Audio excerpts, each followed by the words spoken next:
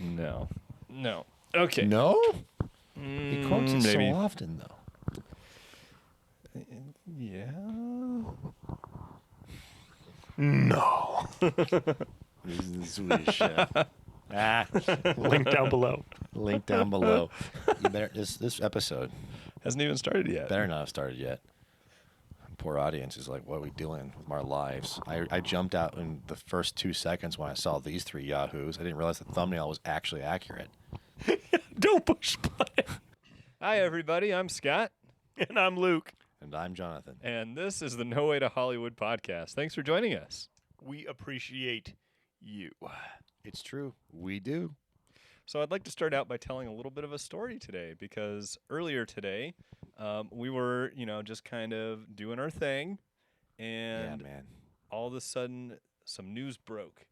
News broke. Like entertainment movie news broke. What? And Jonathan read the headline, and then about an hour later, I looked on my phone and I saw the headline. No. And then 7 hours later, I saw the headline. Granted, we were in the same room, and I read the headline out loud, but Luke figured We it out. each read the headline out loud. each time that we saw it. It's true. So, in light of that, we're going to tell you a little bit about this article that we all read, and I didn't read the I was going to say, headline. wait, you guys actually read the article? No, I just read the I headline. heard the headline was good. I mean, I read most of the article. You might be the. I'll tell you what I think happened, and then you can tell me what the article actually said. Okay. All right.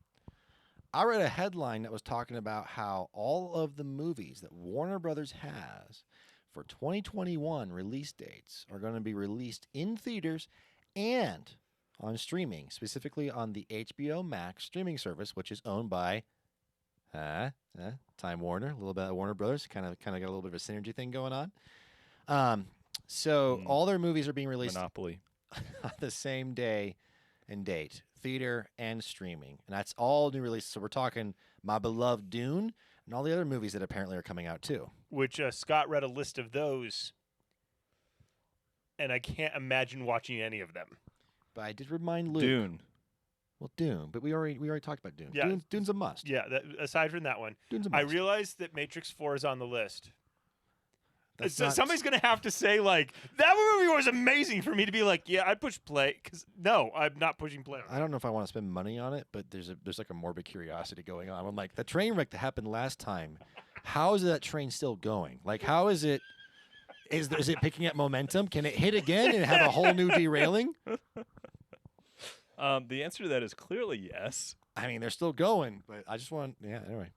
So, anyways, in light of that, we are going to talk tonight about, or today, or whatever time it is when you're watching this. Please watch this. About Desperation. We're going to redux our movie-going experience and kind of update it for COVID and what's been happening in the world, especially now that most theaters are closed. AMC is trying to stay open, but is very dependent on local regulations. So in our area, yes, that is true. My A-list subscription has gotten put on pause again.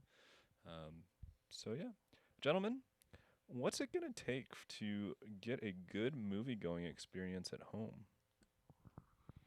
Well, this is, we talking about good, great, best, theater Well, quality. right, because good, right? Like, okay, I am a big proponent of you want a good story, and you can watch like old movies where the special effects aren't particularly great. We've talked about this before, and as long as the story's good and it's well told and does all this stuff, like you can have a great time watching North by Northwest. Like it's fine. You can like have a great time doing that, and you don't need an awesome experience. At the same time, having an awesome theater experience in your home would be pretty sweet. I guess, are you asking what the bare minimum is for a great setup at home? Or are you talking about like, this is what we think is like the dream setup? What are we talking about right now? I mean, yes, I'd like to get to all those points. Why don't we start out by saying, what are you guys currently doing to give yourself the movie-going experience in your home? Well, I take gum and I put it on the floor, and then I get some some popcorn. I just throw it around. Spill a little soda down there to get sticky, so that when you like get I up, like you're to like make sure my butt feels a little sticky, like it can't quite get off the seat. Oh boy. I'm just kidding. Oh, I'm boy. kidding. I'm kidding. My theater's not even that bad. I love my theater. Anyway, no, my current setup is a 55-inch TV that I spent some good chunk of change on. It's a 4K TV. I've got a good audio setup with the potential to have 7.2.2 going, which basically means 7 speakers around you, and then speakers that come from above, and a couple subwoofers if you want all of that. I use a subwoofer. I use generally 5 speakers, and so surround setup, and then I've got a couple speakers that bounce off the ceiling for a little bit of a height, Dolby Atmos kind of feeling. So Right. that's something I've invested in over time. I was very excited to do. There's actually ways to do that kind of stuff relatively cheap. I do mean relatively. It's not a cheap thing regardless, no matter how you're going to go, if you're going to go for quality. But definitely got some deals or found some stuff that was really good at a low cost. But that is my current preferred when I want to watch a movie or something. That's where I'm at home. That's what I'm doing. Luke? I have a 5.1 surround sound system that was given to me by a friend who was moving overseas, and he was like, "Hey, Luke, we're going overseas. You want to use this? I know you guys like do movie night and stuff. Would you be able to use it?" I was like, "Yeah, that sounds awesome." And he's like, "And my only request is that like I come and set it up for you." And I was like, "Well, since I don't know how to set it up, that sounds good." He's like, "Yeah, that'd be very therapeutic for me to be like, kind of, it's in a good place and it's set up well." And so I was like, the wins all around, right? And then I've got like, what is it, a 55-inch TV or something like that? And Yes. and let me show you this here. If he comes back with a 55-inch TV, I'm a little worried. And then because of COVID, nobody's able to watch movies with me. So despite my double-decker couch setup here, Which is designed for people to come yeah, and watch to movies. come sit up, watch movies I behind mean, we really the TV are right over there. in your home movie theater right now. Right, yeah, we're in that. I've been sitting on this chair like 6 inches from the screen, so it gives me like that wide, giant screen look. 6 inches. I mean, I'm exaggerating a tiny bit, but yeah, it's 6 inches away. So that gives me like that huge screen look on my 4K TV. So that's what I've been doing because none of my friends can come over and watch movies with me anymore, like we used to do on the weekly. Now we have to do it over. Well, we just watch the movie and then we get together and chat online afterward. But Yeah. so that's okay. I'm going to move this because surprisingly, this is not the most comfortable thing staying on this rocking chair on my couch. Double-decker couches are not meant to have another chair put on top of them. This is pretty awesome. not No, how it- I'm pretty happy. Okay, moving on. So, Yeah. I mean, I have a TV set up in my house that's a nice 55-inch TV, and I have my nice 55 all the way around. I have my nice reclining couch that I love to put the footrest up on. feel So really at least low I've now. got at least I've got that going for me, right? Now that movie theaters all have reclining seats in them, right? Oh, So you've got a reclining seat? Oh yeah. when I need I to don't recline, get I have that. to like lean back on that and then like balance, and then I'm watching my movie, and then popcorn fall. I've got a pretty comfortable couch with a footstool, so that's been working okay. But That's okay. I've always wanted to get some version of a nice ergonomic recliner kind of thing going on. Yeah. But yeah, that's money and space. I do run just a sound bar off my TV. The important thing to know, unless you're buying one of the Sony TVs that actually has like the sound built into the screen itself, you are not going to get good sound out of your TV. So please do not listen to sound directly out of your TV unless you have one of the high-end Sony TVs. I mean, and here's the thing, right? I don't know what your personal setup may be, viewer, and if you enjoy watching movies, go for it. I will say, sound is one of the crucial parts. Obviously, you've got two big things: you got what you see, and you got what you hear. But even if you're watching on a laptop or even a phone, getting some earbuds in or getting some headphones on can really, really add to that experience. Just make it a lot more immersive and a lot more theater-like. So, Yeah, and when you're watching our show, are you using like the TV speakers, or are you using because this audio quality is like Top notch. leave a comment below. do you want to like master this in 5.1 for those like 3 people who might actually have a system like that where my voice can come from over here, from over here, from over Does here. YouTube give us the option of 5.1? I don't know. I don't know what YouTube does. I don't know either. What do I care? Well, what they do? anyways, my soundbar. One of the key things I do actually love about the soundbar I got is that it does have a separate subwoofer on it. So it's not just the simple soundbar, but So you have a Soundbar's gonna be pretty 1.1 good. system? yeah, except I think it's technically It's like a it's 3.1. like a 2.1. Do you have any? No, you have just the one soundbar. Do you Just have the one any soundbar. satellite speakers? No, Okay. but there's multiple speakers in the bar. Yeah. Mm-hmm. So that's what I currently Sweet. have. Now, guys, I do want us to dream a little bit. Yes. What is the next upgrade you would make to your home movie going experience? And what would if you had infinite amounts of money, what would your setup look like? I think for me, well, either way, it's going to have to be like if money's not an option, right? Money is Right, no because option. like so my next upgrade, I would probably go OLED because I do like when you have really dark blacks. I like that. I like that a lot. But Sorry, I was just dreaming. so yeah, probably OLED because I really don't need a larger screen right now. In fact, I can't fit one much larger in the system that I built right yeah, there. we gotta break that thing I down. don't know. I mean, I can make it bigger. I can move it, but Yeah, we're gonna make it bigger. okay, that's fine. We can pull it forward. The return of movie night, baby. Yeah, when that happens. 1 billion inches of screen size. A billion. Wow. So yeah, but probably OLED would be the next like really cool upgrade because I'm happy enough with my sound system. I'm happy enough with the things I've got. We're doing pretty well. But yeah, so probably that. I'm gonna have to dream for a minute, but let's let Jonathan go because he actually has a much clearer vision. I have been dreaming for some time now. So TVs are great, and they can be really cost effective. Very bright picture, very nice color, and I'm not against TVs. I've been using TVs all my life. It's been great. And if I was to do TVs, I would do something very similar. I would do an OLED if I had my choice, and just basically go. It was big and top of the line as best I can make it happen. And that's because the same sort of thing. Basically, really good dynamic range, blacks and color, and so on and so forth. That being said, I would actually prefer to try to do a actual home theater setup with a projector of some kind and a big screen, anywhere from 120 to you can get a really big size depending on how much space you have. But in any giant basement, even you're talking somewhere between 100 inches diagonally to maybe 150 inches diagonally. That's a lot of screen. That's a lot of space. And part of the reason I want to do that is, real cinephile stuff here. When you go to a theater, an actual theater, there are no bars above or below or to the sides of your image. You watch a movie in widescreen, but the entire screen is full of that image. And that is something that you can't do on a TV when it comes to widescreen movies that are shot in an aspect ratio of 2.4, like 239.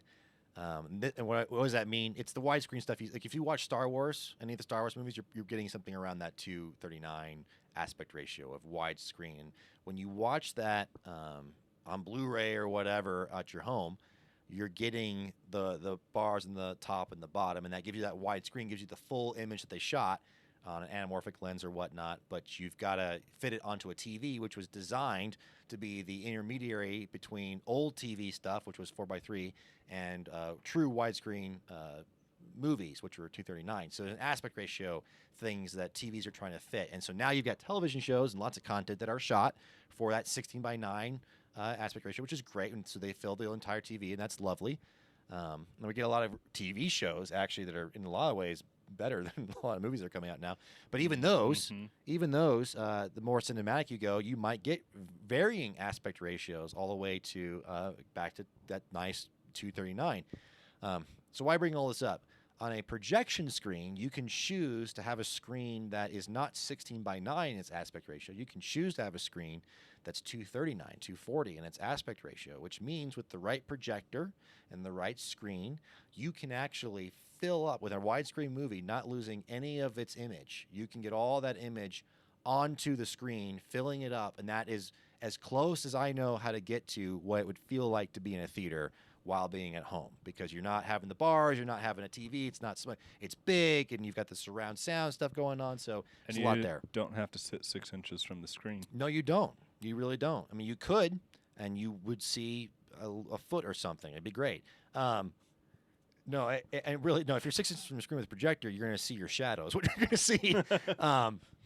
There are issues with the technology. It is definitely a cinephile or tech junkies method if you want, especially if you want to set it up yourself. Like you can get way in depth about the different things you have to think about and the prosumer models and all that stuff. It's thousands of dollars to do these kinds of things, and it's a dream enjoyment of mine, but it's not an easy thing to do or an inexpensive thing to do. But when I dream of having a really good setup that way. Now, would my blacks and my colors and my brights be as good as a TV? Maybe not, but I think they'll be pretty close. And I think on a screen that big and with the projection reflection of light, which because my eyes can get strained just from looking at screens all day where there's that blue light coming right at my eyes, the projection screen's at least bouncing that light back. So there's a lot of reasons where I think a projection screen and doing it that way would not only be reminiscent of theaters, and also allow me to watch like The Mandalorian on like a theater screen as close as I can get without, there's things that I think is just really good about that. Oklahoma Sound, which I haven't even gotten to yet, but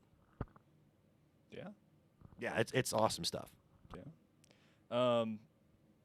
I feel like my next upgrade in my system should be the sound, simply because I'm running a sound bar and these guys just laughed at me. I didn't laugh. I disapprovingly judged you. No, and by the way, for the record, sound bars are really great. They're a really, really good first upgrade from, and certainly they're way better than TV speakers by so much. And if a friend of mine had not been like, "Hey, can I give you this system?" I'd be rocking a soundbar right now. Great.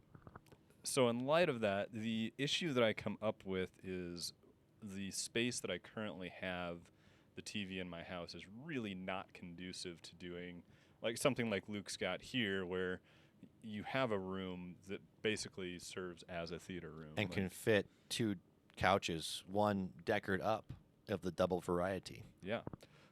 So the place that I currently watch movies very much is just a living space on the main floor of my house. Great for TV watching, and I'm sure that putting in a good sound system would help out the movie-going experience.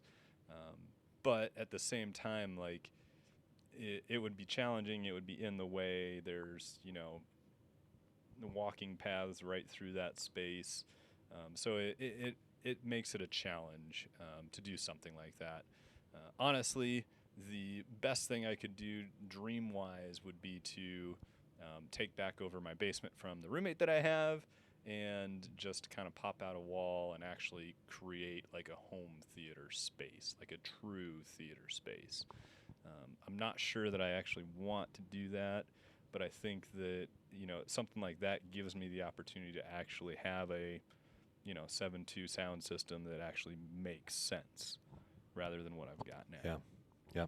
I think from a dream perspective, right, like what I would do is I would bore a hole through one of my exterior walls, and I would dig down under my yard, and I would just dig that whole thing out underneath, make a giant screen out there, the width of my property, right underneath my backyard, like stadium seating, but not like, the lame stadium seating, but like, a couple of couches here and there, stadium seating, a couple of reclining chairs, maybe a bar for the people who need to like eat food while we're watching something, get the whole like Dolby system, with the projector and the sound, all that jazz, really going awesome.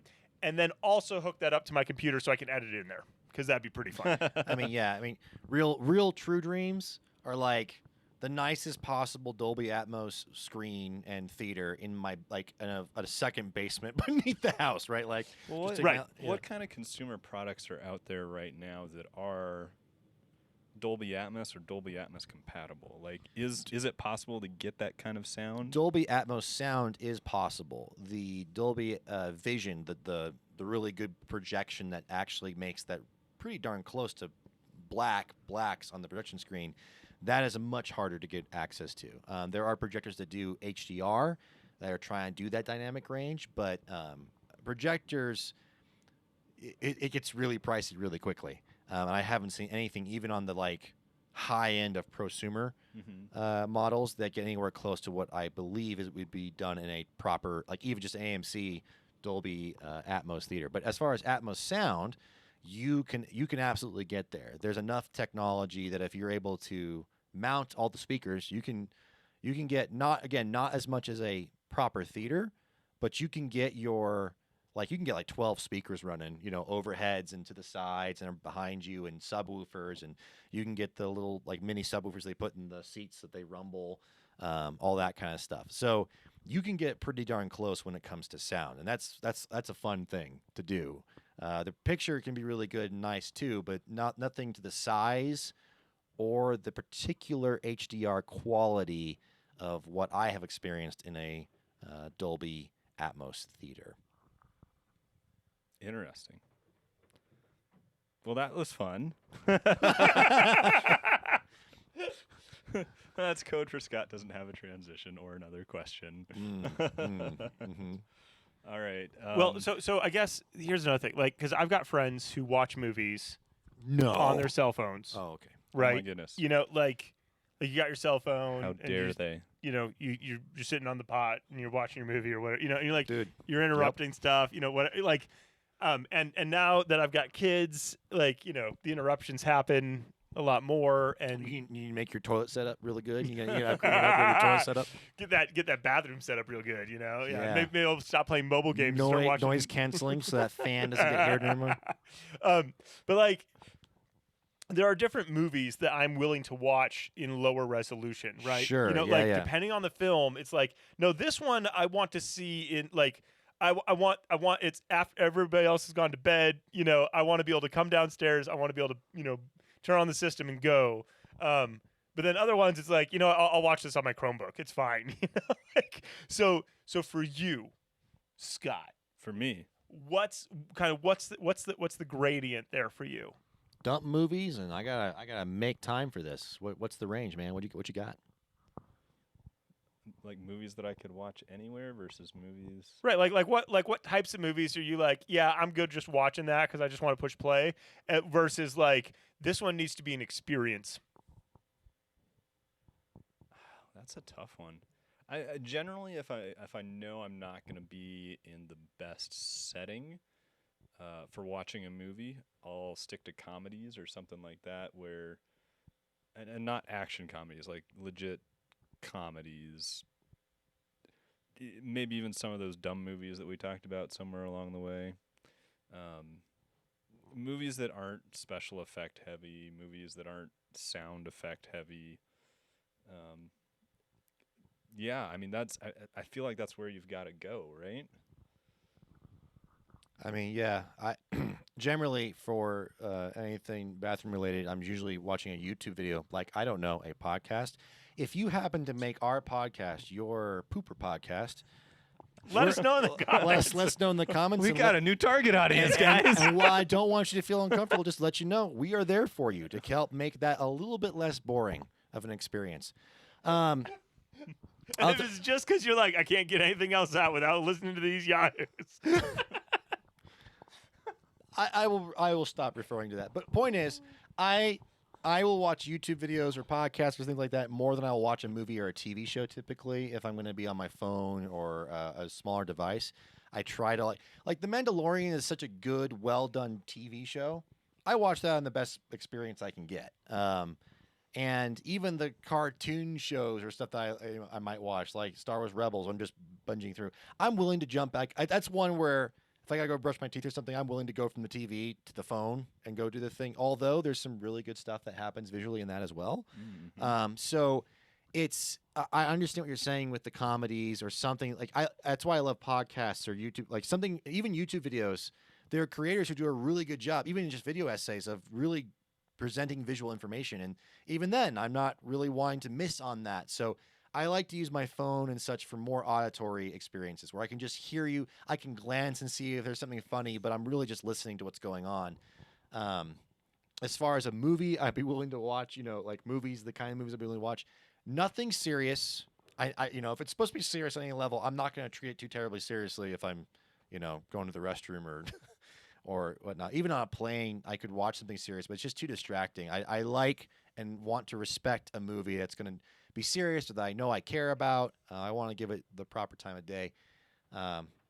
If it's fluff, if I find it fluff or stupid, or I'm just watching because a friend asked me to and I don't even want to watch it, or, and that's the other thing. The kind of movie I won't watch. It's the other thing. If I've seen it already, right? Then suddenly, even if it's a movie that's really great on the screen, I might be willing just to put it on in some smaller format somewhere because I like the movie and I've already experienced it. I really have a treasuring of those first time in a while experiences where I want to re-experience the movie. That better be on the best thing I can get. Otherwise, it's like, oh, I know this movie backwards and forwards. I'll throw on, whatever. Princess Bride is great. It's a fantastic movie in a lot of ways. But yeah, I don't need to put it on the screen and pay attention in the same way.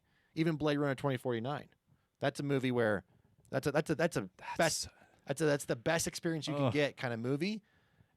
And that's why I would never watch it on my phone because I don't know if I would like it as much if I didn't have all the really nice auditory and visual things. That's definitely a movie I would put in the almost not worth watching without the right sound quality. Right, because the story is half good and half bad. Yeah, the first half of it you absolutely should watch on a large screen, and then you can just turn it off. Or I guess you could switch. There's still some really cool visuals and things and auditory things, but the story takes a pretty strong nosedive. So for me, it's interesting listening to you guys because like I don't watch anything on my phone.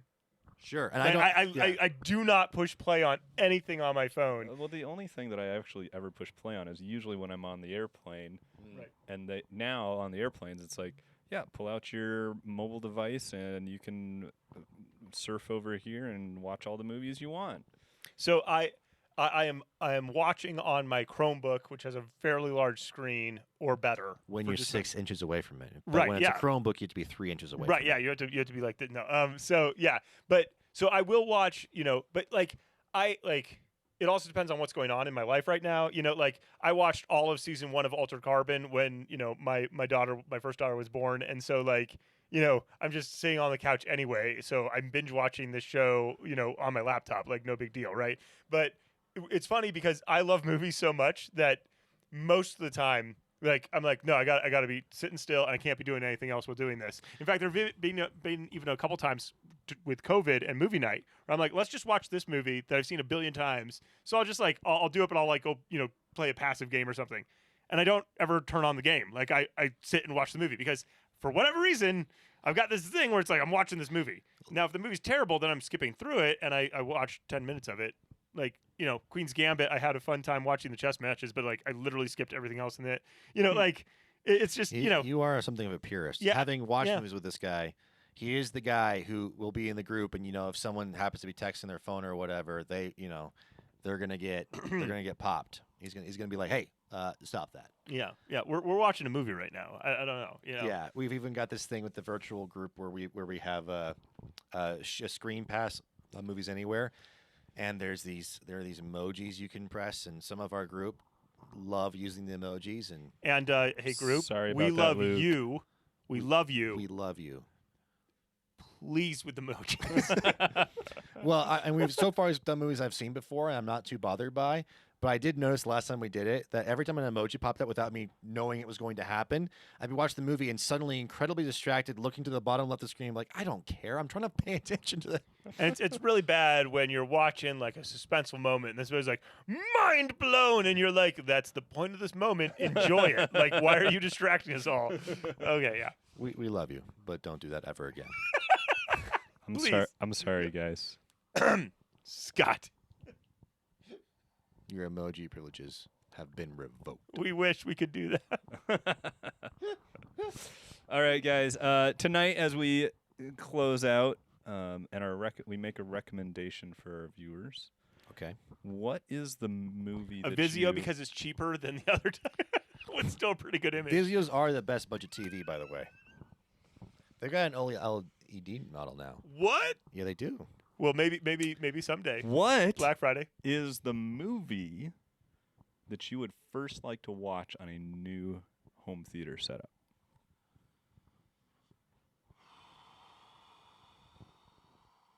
I mean, Dune, right, Jonathan? Well, I haven't seen Dune yet, so I don't. I mean, for Right, all so that's the one you want to watch. Well, first, next brand new spanking new movie I haven't seen before. Yes, Dune on like the best possible theater I can get a hold of, basically.